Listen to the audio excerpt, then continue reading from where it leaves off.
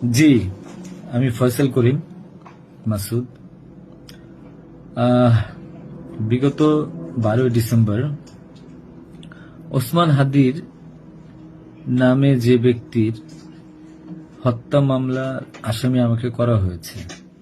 আসলে আমি এই মামলার সাথে, এই ওসমান হাদির যে হত্যা, এই হত্যার সাথে আমি কোনোভাবে প্রত্যক্ষ বা পরোক্ষভাবে জড়িত না।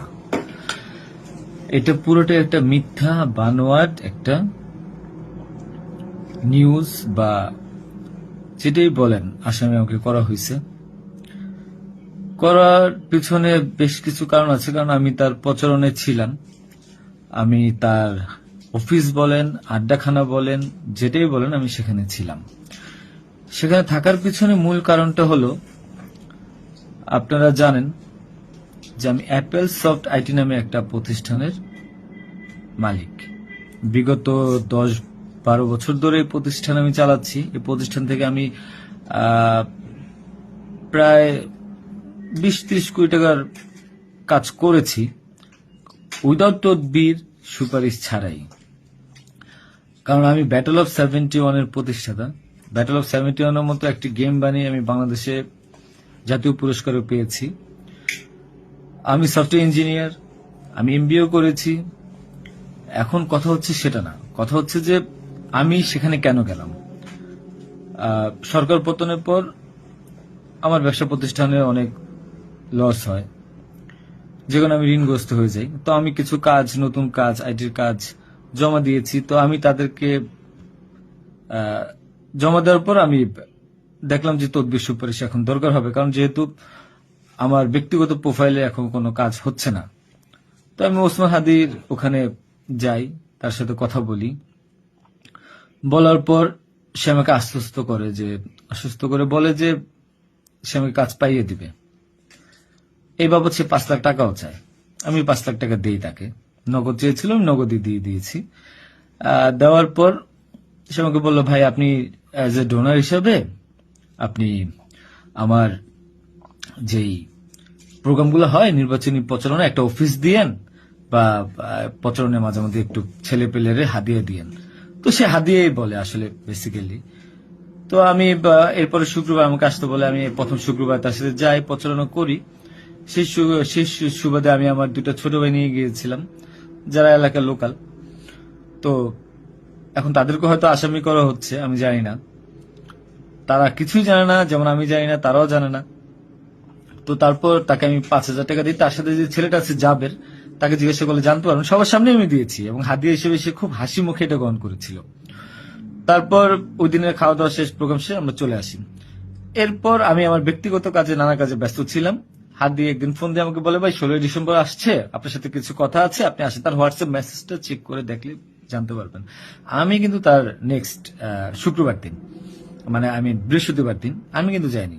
সে আমাকে ফোন দিয়ে নিয়েছিল যে আপনি আসেন, এসে আপনি দেখেন যে আপনার সাথে কিছু কথা আছে, আপনার কাজটার বিষয়ে কিছু কথা আছে, আর আমাদের 16 ডিসেম্বর প্রোগ্রামে আপনি একটু হেল্প লাগবে। তো আমি যাই। সাথে আমার বেসিক্যালি আমি বাইক চালাইতে পারি না, সেজন্য আমার যে বাইক, সেই বাইকের একজন চালক ছিল, ওটা আমার খুব ক্লোজ ছোট ভাই, আমার খুব স্নেহের, আলমগীর। এবং তাকে নিয়ে যাই সাথে করে।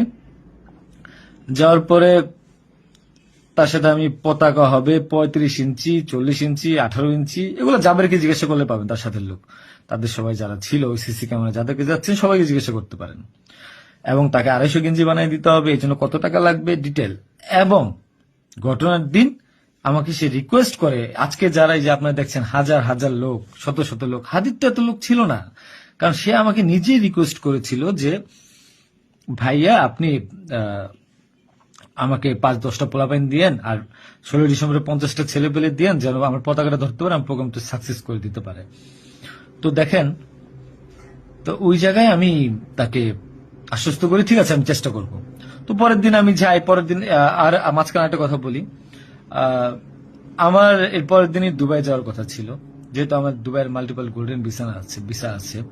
আমি এর আগেও দুবাই গিয়েছিলাম। তো আমার একটা কাজে দুবাইয়ের কিছু প্রোডাক্ট কেনার কথা ছিল। তো আমার টিকিটটা আমি ওই দিন ক্যান্সেল করাই, যেহেতু সে রিকোয়েস্ট করেছে, পিছায় দিই। তো সেই বাবদে যেহেতু 10টা বাজের প্রোগ্রাম, তো আমি ভোরবেলায় বের হই, আলমগীর আমার বাসায় ছিল। আর আমার ওয়াইফ, বাচ্চা যেহেতু নরসিংদীতে থাকে, 5ই আগস্টের পর তারা ওখানে সেটেল করে দিয়েছিলাম। তো থাকার পর সুবাদে আমি আমার বোনের বাসায় উঠেছিলাম। আমি কিন্তু অন্য কোথাও যাইনি, আমার বোনের বাসায় উঠেছিলাম ওদিন রাতে। তো ওই বাইক নিয়ে যাই, যেহেতু বাইকটা আমার, আমি কিনেছি। তো নাম রেজিস্ট্রেশন হয়নি। তো আলমগীর বাইকটা চালায়, আলমগীর নিয়ে যায়। তো ভোরবেলা আমরা একটা উবার ডাকি, উবার ডেকে আমরা একটা রিসোর্টে যাই। এটাও সত্য, ওই রিসোর্টে যে মেয়েটা ছিল, ওই মেয়েটা বেসিক্যালি আলমগীরের গার্লফ্রেন্ড।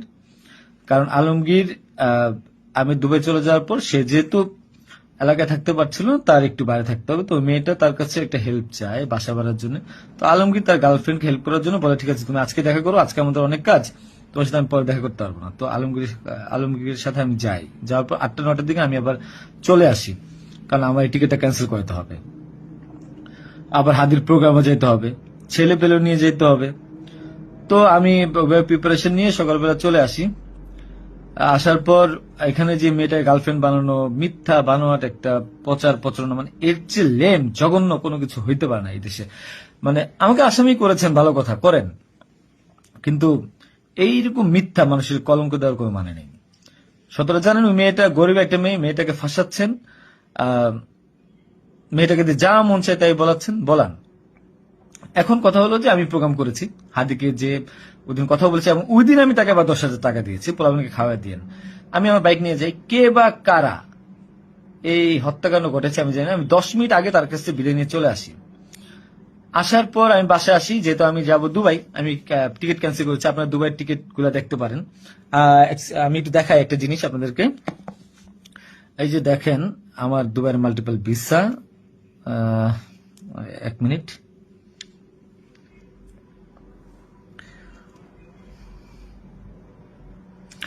এই যে দেখেন আমার দুবাইয়ের মাল্টিপল ভিসা। হ্যাঁ, ওকে।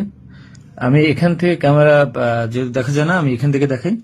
এই যে দুবাইয়ের মাল্টিপল ভিসা আমার স্পষ্ট আছে, দেখেন।